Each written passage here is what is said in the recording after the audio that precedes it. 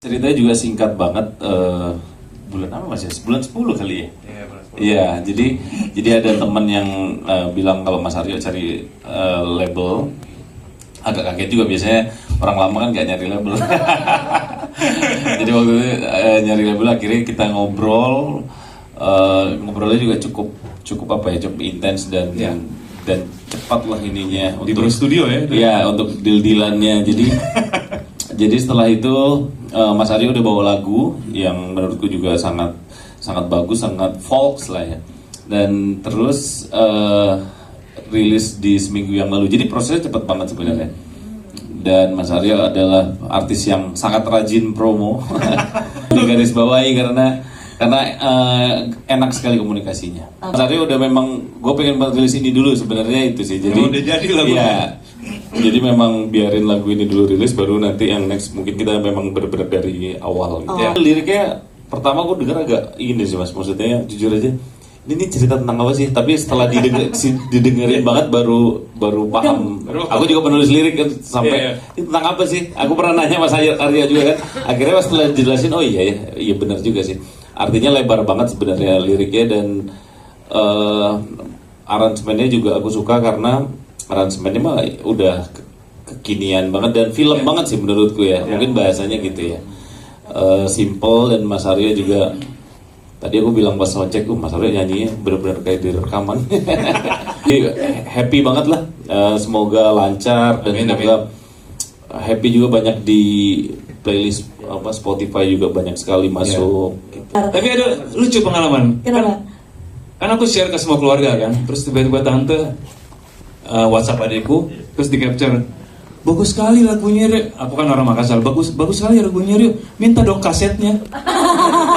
Awal pas mau rilis kita My Music itu agak yang maksudnya ini pitching ke DSP ini nggak ya, maksudnya Mas Aryo kan udah lama nggak rilis lagu, udah 8 tahun, maksudnya diterima nggak ya?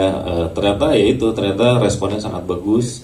Jadi itu membuat kita juga pastilah lebih semangat dan ternyata sebenarnya apapun itu kalau lagu bagus ya bagus aja sih.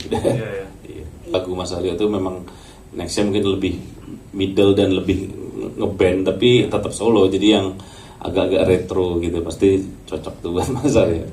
Makanya nanti yang nge-single berikutnya kita benar-benar apa ya, kita dari awal lah bareng kita obrolin. I see. Karena udah capek nyari investor.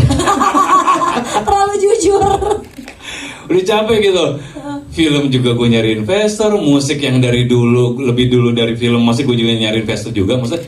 Tapi emang ibaratnya aku tuh sebenarnya udah di level yang udah nggak seperti dulu gitu. Makanya aku bilang sama adek, aku tuh udah nggak ngeyel, udah ngikutin semua segala macam. Karena emang zamanku sama zaman sekarang juga ada beda gitu kan. Dan gimana caranya aku sebenarnya untuk ngeluarin single ini kan aku juga pengen yang paling maksimal dong ya kan. Makanya kalau bilang tadi kalau seandainya gue nggak pakai label, ntar ngeluarin segala macam cuma ngeluarin doang, habis itu bingung mau ngapain gitu loh. Nah makanya dikasih teman referensi, makanya sempat ketemu sama adik, kita ngobrol segala macam.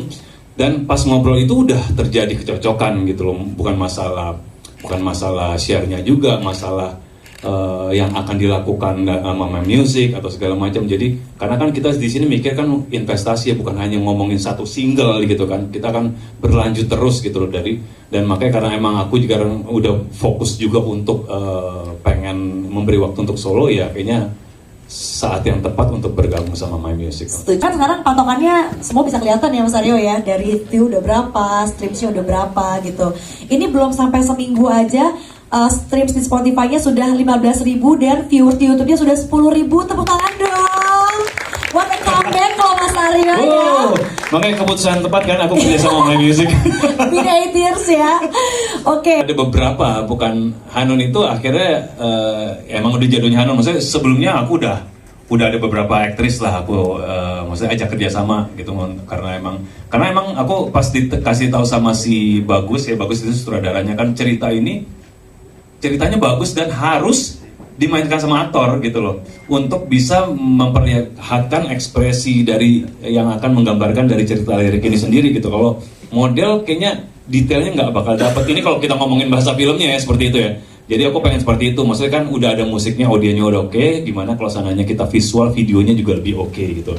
Nah akhirnya udah beberapa nama sampai terakhir juga tiba-tiba ada ada satu nama yang tiba-tiba last minute nggak bisa, wah langsung pusing. Tiba-tiba kepikiran aja gitu ada Raya Hanun, akhirnya nelfon manajernya, ya udah, ternyata bisa dan mahal nggak? Kalau harga urusannya dia. Udah pernah memang beradu acting atau pernah kerja sama Raihanun? Belum, karena biasanya gini, kalau seandainya kita sebagai aktor itu kadang-kadang udah saling ngerti walaupun kita nggak pernah ketemu, karena emang kita pengen beradu acting, jadi masalah pagar-pagar yang membatasi kita untuk Turun dulu. itu kita buka supaya kita biar enak untuk menjalani. Nah ini mungkin alasannya supaya cepat syutingnya ya. Betul, akhirnya cepet banget. Dan dia emang cuma punya waktu 6 jam pada hari itu kan. Ya udah kita kasih prioritas dia, akhirnya dia selesai. Iya. Nah,